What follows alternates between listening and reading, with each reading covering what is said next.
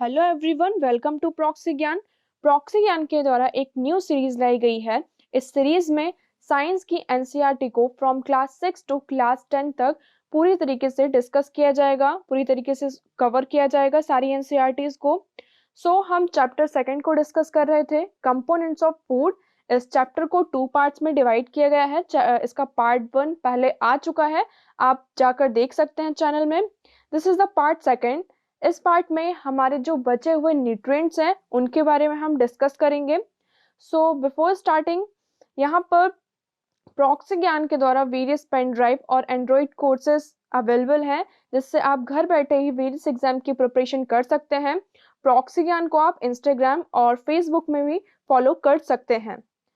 हमने पहले देख लिया था हमारे कंपोनेंट्स ऑफ फूड में कार्बोहाइड्रेट्स, प्रोटीन एंड फैट्स के बारे में कि किस तरीके से ये हमारी बॉडी के लिए इम्पॉर्टेंट है। फूड हमारे लिए कितना ज़्यादा इम्पॉर्टेंट है, हमारी बॉडी में एक फ्यूल का काम करता है फूड। अब हम डिस्कस करेंगे विटामिन्स के बारे में। हमारा जो नेक्स्ट कंपोनेंट है वो क्या है? Vitamin. What is vitamin? Vitamins help in protecting our body against diseases. हमारी बॉडी में जो डिसीज होती हैं, बीमारियां होती हैं, तो इनसे बचाने के लिए विटामिन्स हमारी बहुत हेल्प करते हैं। इसलिए हमारे फूड में विटामिन्स का होना बहुत ही ज़्यादा ज़रूरी होता है, जिससे कि जो हमारे बहुत तरीके की बीमारियां होती हैं हम उनसे बच सकते हैं। They also keep our eyes, bones, teeth and gums healthy. Vitamins और क्या काम करते हैं? जैसे कि हमारी आईज हैं, हमारी बोन्स हैं, टीथ है, गम्स हैं, इनको भी हेल्दी रखने का काम करती हैं। Some vitamins are soluble in water, whereas some are soluble in fats and oils. अब यहाँ पर जो विटामिन्स होते हैं वो बहुत टाइप्स के होते हैं, कई प्रकार के होते हैं। आपको अलग अलग तरीके के विटामिन्स देखने को मिलेंगे, जैसे कि vitamin A, vitamin B, vitamin C. इनके अलग अलग फंक्शन है, इनका जो रोल है बॉडी में वो अलग है। तो ये जो विटामिन्स हैं कुछ वाटर सॉल्यूबल होते हैं, जो वाटर में इजीली सॉल्यूबल होते हैं, और कुछ फैट सॉल्यूबल होते हैं। इसलिए हमें फैट की भी जरूरत होती है और वाटर की भी जरूरत होती है। तो जब हमने कंपोनेंट्स ऑफ फूड देखे थे तो उसमें आपको याद होगा, अगर आपको याद नहीं है तो आप उस वीडियो को पहले जाकर देखें, उसके बाद आप इस पार्ट को देखें तो आपको ये अच्छे से समझ में आ जाएगा। तो कंपोनेंट्स ऑफ फूड में हमने देखा था carbohydrates, protein, minerals, fats, water. तो ये सारी चीजें क्या है? फूड का मतलब एक तरीके से कंपोनेंट्स है, मतलब ये जो सारी चीजें हैं हमारे फूड में प्रेजेंट होनी चाहिए, इसलिए इनको कंपोनेंट्स कहा गया है। तो विटामिन्स जो होते हैं कुछ वाटर सॉल्यूबल होते हैं। जब हम इनको इनटेक करते हैं तो हमारी बॉडी में जो वाटर है उनमें सॉल्यूबल हो जाते हैं और वो अपना फंक्शन करते हैं। और जो कुछ विटामिन्स होते हैं वो फैट सॉल्यूबल होते हैं।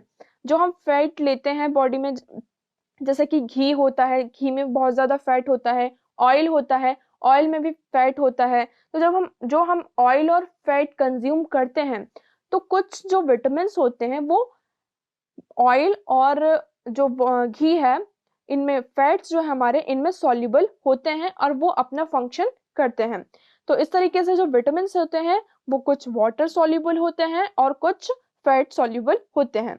यहाँ तक ये हमारा कंप्लीट हुआ कि विटामिन्स का काम क्या है।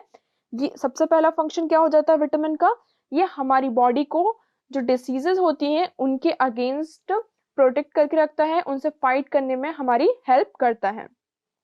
अब हम यहाँ पे देखेंगे वाटर सॉल्युबल विटामिन्स और फैट सॉल्युबल विटामिन्स कौन कौन से हैं।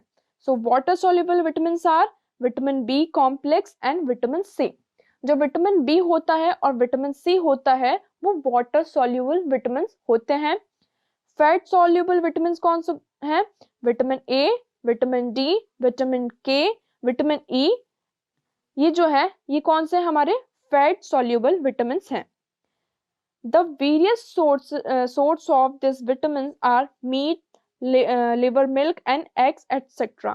अब जो ये विटामिन्स हैं इनके जो सोर्सेस हैं, मतलब कि हमें विटामिन्स मिलेगा कहाँ से? जैसे कि हमने कार्बोहाइड्रेट्स में देखा था, कार्बोहाइड्रेट्स में हमें कहाँ से मिलता है? जैसे कि राइस, पोटैटो, इन सारी चीजों से हमें कार्बोहाइड्रेट्स मिलता था।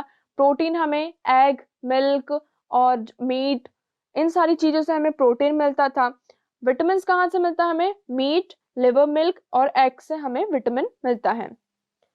अब हम यहाँ पे देखेंगे vitamin A. Vitamin A is a fat soluble vitamin. जैसे कि हमने देखा विटामिन ए क्या है, एक फैट सॉल्युबल विटामिन है that is good for healthy vision. अगर हेल्दी विजन जो हमारी देखने की जो हमारी क्षमता होती है, कैपेसिटी होती है, अगर हमारा विजन जो है वो खराब ना हो, उसके लिए हमारे खाने में विटामिन ए प्रेजेंट होना चाहिए।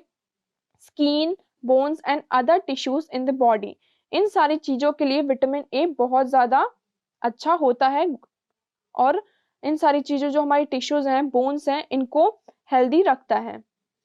Vitamin A often work as antioxidant fighting cells damage, but it also has many other uses. कभी कभी जो विटामिन होते हैं वो एंटीऑक्सीडेंट का काम करते हैं और जो हमारी सेल्स डैमेज हो जाते हैं तो उनसे फाइट करने का भी काम करते हैं। इनके यही बस काम नहीं है, और भी अदर काम होते हैं विटामिन के जो ये करते हैं। बट अभी हमारे लिए यहाँ पे सिर्फ इतना देखना है कि जो विटामिन ए होते हैं वो फैट सॉल्युबल होते हैं, जो कि एक हेल्दी विजन, स्किन और बोन्स के लिए बहुत ज़्यादा इम्पोर्टेंट होते हैं। अब हम देखेंगे विटामिन बी। विटामिन बी जो होता है एक बहुत ही ज़्यादा इम्पोर्टेंट रोल प्ले करता है, किसके लिए, एक गुड हेल्थ के लिए और वेल बींग के लिए। अगर हमें हमारी जो हेल्थ है उसको अच्छा रखना है, उसको मेंटेन करके रखना है, तो इसके लिए विटामिन बी बहुत ज़्यादा इम्पोर्टेंट होते हैं।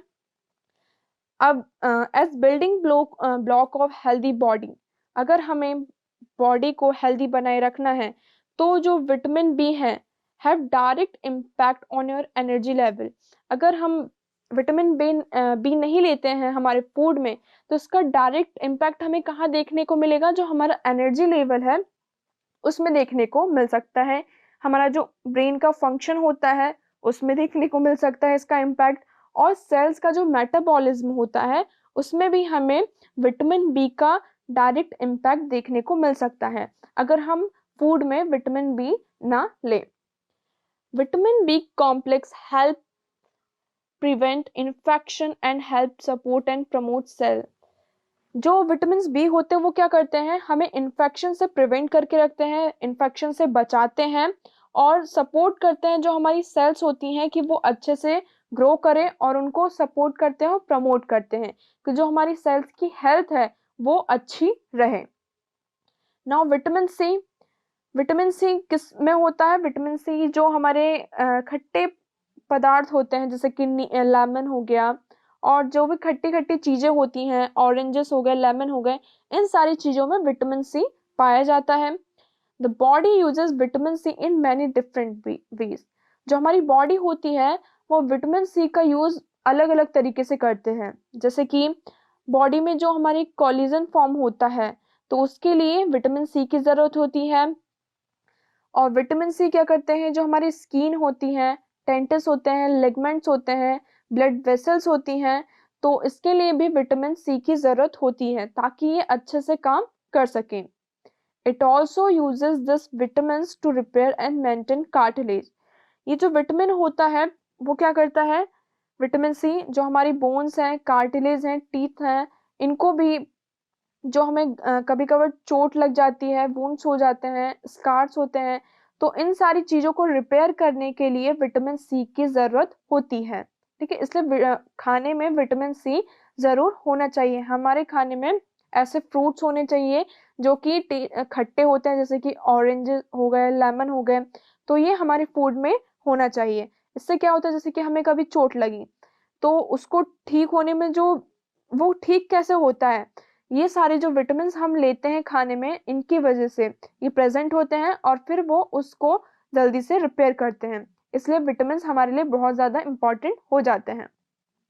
नाउ विटामिन डी का मेन सोर्स क्या हो जाता है यहाँ पे, सनलाइट मेनली, और जो हमारे अदर फूड आइटम्स हैं उनसे भी हमें विटामिन मिलता है, बट इसका मेन सोर्स होता है sunlight. Vitamin D is a group of fat soluble. जैसे कि हमने देखा था कि विटामिन जो होता है वो उसका वो क्या है, एक फैट सॉल्युबल विटामिन है जिसका काम क्या होता है, responsible for increasing intensity absorption of calcium, magnesium and phosphate and multiple other biological effects. हमारी बॉडी में कैल्शियम होता है, मैग्नीशियम होता है, फॉस्फेट होता है। ये सारी चीजें कहाँ से आती हैं? ये सारी चीजें हमें खाने से ही मिलती हैं। जो कैल्शियम, मैग्नीशियम, फॉस्फेट होता है, तो जो हमारे ग्रीन वेजिटेबल्स होते हैं, एग्स होते हैं, ये जितने भी हम सब्जियां लेते हैं, इन सारी चीजों में ये सारी चीजें प्रेजेंट होती हैं। कैल्शियम जैसे कि मिल्क में कैल्शियम प्रेजेंट होता है, मैग्नीशियम एंड फॉस्फेट हमारे ग्रीन वेजिटेबल्स में प्रेजेंट होता है। तो इनका एब्जॉर्प्शन बॉडी में कैसे होगा? तो विटामिन डी क्या करता है? हेल्प करता है एब्जॉर्प्शन में। जैसे कि हमने ग्रीन वेजिटेबल्स खाया, अब उस ग्रीन वेजिटेबल में मैग्नीशियम है, फॉस्फेट है। ओके, अब मैग्नीशियम फॉस्फेट तो है, बट वो हमारी बॉडी को कैसे मिलेगा? तो विटामिन डी क्या करता है, ये जो वेजिटेबल से कैल्शियम और जो भी हमारे इंपॉर्टेंट हमारे जो मॉलिक्यूल्स हैं, मैग्नीशियम, फॉस्फेट, इनको क्या करता है? एब्जॉर्ब कर लेता है और हमारी बॉडी में वो स्टोर करके रख देता है, और जब इसकी ज़रूरत होती है वो हमारी बॉडी को देता रहता है। तो इस तरीके से विटामिन डी का काम क्या हो जाता है, किसके लिए रिस्पॉन्सिबल है? फॉर द एब्जॉर्प्शन ऑफ जो हमारे calcium, magnesium, phosphate and other biological effects. Now vitamin A, अभी तक हमने देख लिया vitamin A, B, C, D. हमारा है vitamin A. Vitamin A oil is an ingredient in many skin care products. आपने देखा होगा विटामिन ए बहुत ज़्यादातर हमारे जो स्किन केयर प्रोडक्ट्स आते हैं उसमें होता है। मेनली ये हमारी एंटी एजिंग जो बेनिफिट्स होता है ये प्रोवाइड करता है। अब एंटी एजिंग क्या होती है? जैसे कि जब हमारी एज बढ़ने लगती है तो हमारी स्किन में उसका इफेक्ट देखने को मिलता है। तो उससे बचने के लिए विटामिन ए का यूज़ किया जाता है। विटामिन ए के बहुत सारे प्रोडक्ट्स आते हैं, स्किन केयर प्रोडक्ट्स आते हैं जिनका यूज़ हम करते हैं। उन सारे स्किन केयर प्रोडक्ट्स में विटामिन ए प्रेजेंट होता है। विटामिन ए सप्लीमेंट्स में prevent coronary heart disease, support immune function, prevent inflammation, promote eye health and lower the risk of cancer। Vitamin A का मेन काम क्या होता है कि जो हार्ट डिसीज होता है इसको प्रिवेंट करता है, उससे बचाता है। हमारा जो इम्यून सिस्टम होता है उसको सपोर्ट करता है, इन्फ्लेमेशन में को प्रिवेंट करता है, और जो हमारी आईज की हेल्दी आई है उसको भी प्रमोट करता है कि जो हमारी आंखें हैं वो हेल्दी रहे, और जो कैंसर का रिस्क है उसको कम करता है। तो देख सकते हैं आप यहाँ पर कि विटामिन ए हमारे लिए कितना ज़्यादा इम्पॉर्टेंट है। नेक्स्ट आता है हमारा विटामिन के। विटामिन के is a group of structurally similar fat soluble vitamin. Vitamin के जैसे कि हमने देखा था ये किस ग्रुप में आता है?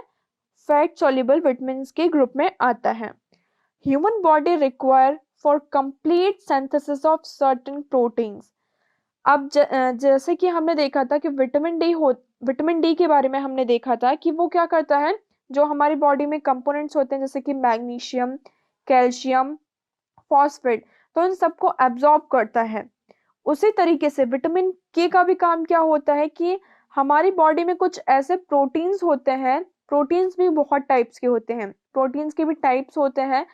तो हमारी बॉडी में कुछ ऐसे प्रोटीन्स होते हैं जिनका सिंथेसिस करने में विटामिन के हेल्प करता है। विटामिन के और किस में हेल्प करता है? ब्लड कोगुलेशन में। जैसे कि जब हमें चोट लग जाती है और वहां से खून बहने लगता है, आपने देखा होगा कि थोड़े टाइम बाद वहां पर ब्लड क्लॉटिंग हो जाती है, जो खून होता है वो जम जाता है। तो इससे भी ये सारी चीजें कैसे होती हैं? विटामिन के की वजह से होती हैं, जिससे कि हमारी बॉडी से ज्यादा ब्लड ना निकल पाए, इसलिए वो विटामिन के क्या करता है? ब्लड को क्लॉट में कन्वर्ट कर देता है। तो विटामिन के का यहाँ पे काम क्या हो जाता है कि जो हमारी बॉडी में कुछ प्रोटीन्स ऐसे होते हैं जिनका सिंथेसिस विटामिन के बिना नहीं हो सकता है, तो उसका कंप्लीट सिंथेसिस विटामिन के द्वारा होता है ब्लड कोगुलेशन में, which the body also need for controlling binding of calcium in bones and other tissues। Vitamin के का दूसरा काम यहाँ पे हो जाता है कि क्या करता है, हमारी बोन्स और टिश्यूज को कैल्शियम की जो जरूरत होती है उसको बाइंड करने का काम करता है विटामिन के। नेक्स्ट आते हैं हमारे मिनरल्स। यहाँ पर हमने विटामिन को कंप्लीट कर लिया कि विटामिन क्या होता है। विटामिन हमें बहुत तरीके के डिसीज़ों से बचाता है। हमने विटामिन के पूरे टाइप्स देख लिए कि विटामिन ए का काम क्या है, विटामिन बी का काम क्या है, सी का काम क्या है, ये हमारी बॉडी के लिए क्यों इम्पोर्टेंट है। तो हमने विटामिन के पूरे फंक्शन देख लिए और विटामिन क्या होते हैं उसके बारे में हमने इसका कंप्लीट एनालिसिस कर लिया। अब हम देखेंगे हमारा जो नेक्स्ट कंपोनेंट है वो है minerals. Now what is minerals? Minerals are required in small amount in our body. जो मिनरल्स होते हैं वो हमारी बॉडी में ज़्यादा ज़रूरत नहीं होती है, बट हाँ इनकी ज़रूरत ज़रूर होती है। They are essential for proper growth of body and for maintaining good health. इनकी ज़रूरत हमें क्यों होती है कि हमारी जो बॉडी है वो प्रॉपर ग्रोथ करे और जो हमारी हेल्थ है वो अच्छी तरीके से मेंटेन रहे, इसलिए हमें मिनरल्स की ज़रूरत होती है। Now water, what is water? Water जिस तरीके से हमें फूड की ज़रूरत होती है, फूड के बिना लिविंग थिंग सरवाइव नहीं कर सकता है, उसी तरह से वाटर की भी हमारी बॉडी को ज़रूरत होती है। तो हमारी जो बॉडी होती है उसका हाफ जो वेट है वो वाटर ही है। Half of our weight is water. Water का काम और क्या होता है? It enables you to swallow and digest food. जो हमारी बॉडी में जो हम खाना खाते हैं तो उसको खाने को अंदर तक वो अच्छी तरीके से चला जाए और जो हमारा फूड है वो अच्छे से डाइजेस्ट हो जाए। तो वाटर इसमें बहुत इंपॉर्टेंट रोल प्ले करता है। Absorb other nutrients and eliminate waste. Water क्या करता है? जो हमारे इंपॉर्टेंट न्यूट्रिएंट्स होते हैं इसको एब्जॉर्ब करता है और जो वेस्ट प्रोडक्ट होता है उसको हमारी बॉडी से एलिमिनेट कर देता है, मतलब कि बाहर निकाल देता है। The typical suggestion is we must drink 6 to 8 glass of water every day। यहाँ पर एक सजेशन दिया जाता है, आपने कई बार सुना होगा कि हमें 6 से 8 ग्लास पानी डेली पीना चाहिए, जिससे कि हमारी बॉडी में डिहाइड्रेशन ना हो, पानी की कमी ना हो और हमारी बॉडी में मतलब कि हमें कोई दूसरी बीमारी ना हो। मतलब कि पानी की कमी हो जाती है तो इससे भी हमें बहुत सारी बीमारियां हो जाती हैं। Now, roughage. Roughage is not a component of food or nutrient। ये कोई ना तो न्यूट्रिएंट है और ना ही कंपोनेंट ऑफ फूड का एक पार्ट है, बट ये हमारी बॉडी में बहुत ही इम्पॉर्टेंट रोल प्ले करता है। ये बहुत ही ज़्यादा इसेंशियल है। ये क्या करता है? ingredients of our food, it helps our body to get rid of undigested food। जो रफेज होता है ये क्या करता है? जो हमारे बॉडी में अनडाइजेस्टेड फूड होता है उससे हम कैसे छुटकारा पा सकें, हमें उसको एलिमिनेट करने में ये हमारी हेल्प करता है। कौन? रफेज। इसलिए ये हमारे कंपोनेंट्स ऑफ फूड का एक पार्ट है। So we need to have a little of all kind of food every day to get all the nutrients and roughage etc। इसलिए जैसा कि हमने अभी तक देखा, कार्बोहाइड्रेट्स का देखा, प्रोटीन्स के बारे में देखा, विटामिन्स के बारे में देखा, फैट्स के बारे में देखा, मिनरल्स, वाटर, इन सारे कंपोनेंट्स के बारे में हमने देखा और पढ़ा, इनका एनालिसिस किया। तो इससे हमें क्या पता चलता है कि हमारा जो फूड है, जो हम डेली फूड लेते हैं उनमें ये सारे न्यूट्रिएंट्स प्रेजेंट होने चाहिए। ये सारे न्यूट्रिएंट्स जो हैं प्रेजेंट होने चाहिए। This type of diet is called a balanced diet. अगर हमारे फूड में carbohydrate, proteins, vitamins, fats, water, minerals, ये सारी चीजें जो है प्रेजेंट होती हैं तो इस तरीके की डाइट को हम क्या कहते हैं? एक बैलेंस्ड डाइट कहते हैं। बैलेंस्ड डाइट में क्या क्या होना चाहिए? 50% carbohydrate, 35% fat, 12% proteins, 3% vitamin and हमारे जो अदर मिनरल्स हैं और सफिशिएंट अमाउंट ऑफ वाटर। तो ये सारी चीज़ें जो हमारी एक डाइट होती है, जो हम डेली खाना खाते हैं, तो ये जो जितने भी हमने कंपोनेंट्स डिस्कस किए तो उसमें से 50% कार्बोहाइड्रेट प्रेजेंट होना चाहिए, 35% फैट्स प्रेजेंट होने चाहिए, 12% प्रोटीन्स प्रेजेंट होने चाहिए और 3% विटामिन्स और जो हमारे मिनरल्स हैं वो प्रेजेंट होने चाहिए। इसे हम कहते हैं इस तरीके की जो डाइट होती है उसको हम कहते हैं अ कंप्लीट बैलेंस डाइट, जिससे कि हमारी बॉडी हेल्दी रहती है, हमें कोई भी बीमारी, जो बड़ी बड़ी बीमारियां होती है जैसे कैंसर, डायबिटीज और हार्ट डिसीज, इस तरीके की बीमारियां नहीं होती हैं। Food item rich in fats, जो बहुत सारे जो फूड आइटम्स होते हैं उनमें बहुत ज़्यादा फैट भी होता है। जो ज़्यादा हम ऑयली खाना खा लेते हैं तो उनमें बहुत ज़्यादा फैट हो जाता है। तो इस तरीके से खाने से फैट हमारे लिए इम्पॉर्टेंट है, बट हमें उतना ही फैट लेना चाहिए जितना हमारी बॉडी को ज़रूरत है। अगर हमने ज़रूरत से ज़्यादा ले लिया तो वो हमारे लिए फिर क्या हो जाएगा, हानिकारक हो जाएगा, वो हमारे लिए हार्मफुल हो जाएगा। इसलिए चीजें उतनी ही लें जितनी हमारी बॉडी को जरूरत हो। Obesity is generally caused by eating too much and moving too little। अब जो कहते हैं कि हम खाना खा रहे हैं, ठीक है, हमने balance diet, complete balance diet ले रहे हैं, बट हम खा तो ज्यादा रहे हैं लेकिन हम काम कम कर रहे हैं, एक्सरसाइज नहीं कर रहे हैं, मूव नहीं कर रहे हैं। तो इससे क्या होता है, इससे मोटापा आ जाता है। जो फैट होते हैं ये सारी चीजें आपकी बॉडी में स्टोर होने लगती हैं, वो उनका यूज नहीं हो पाता, तो जिससे क्या होता है, हमारी बॉडी में मोटापा आ जाता है। तो इससे बचने के लिए हमें क्या करना चाहिए, हमें डेली एक्सरसाइज करना चाहिए, वॉक पे जाना चाहिए, जिससे कि जो भी हम जितने भी न्यूट्रिएंट्स ले रहे हैं इनका हम अच्छे से, हमारी जो बॉडी है वो अच्छे से इसको यूटिलाइज कर सके, इसका यूज कर सके और हम हेल्दी रह सके। जैसे कि if we consume high amount of energy, particularly fat and sugar, but do not burn off the energy through exercise and physical activity, much of the surplus energy will be stored by the body as a fat। जैसे कि हमने high amount of energy को consume कर लिया, जैसे for example हमने ज़्यादा चावल खा लिया, ठीक है, हमने बोलते इसमें बहुत ज़्यादा कार्बोहाइड्रेट्स है तो हमें इसको खाना चाहिए। हमने खा तो लिया लेकिन हम कोई भी फिजिकल एक्सरसाइज नहीं कर रहे हैं, फिजिकल एक्टिविटी नहीं कर रहे हैं, तो इससे क्या होगा, हमारी बॉडी में सरप्लस ऑफ एनर्जी होता जाएगा, मतलब कि एनर्जी क्या हो जाएगी, ज़्यादा हो जाएगी, और उससे क्या होता है, हमारी बॉडी में फैट स्टोर होने लगता है और मोटापा सामने आ जाता है, जिससे कि हमें कई तरह की बीमारियां भी हो सकती हैं। इसलिए हम अगर बैलेंस डाइट ले रहे हैं तो उस बैलेंस डाइट के साथ साथ एक्सरसाइज और फिजिकल एक्टिविटी भी बहुत ज़्यादा इम्पॉर्टेंट होती हैं। इसलिए खाने के साथ साथ हमें काम भी करना है। So this is the complete analysis of this chapter. यहाँ पर हमारा सेकेंड चैप्टर कंप्लीट हुआ। सो हम नेक्स्ट मिलेंगे थर्ड चैप्टर के साथ। Thank you so much for the discussion.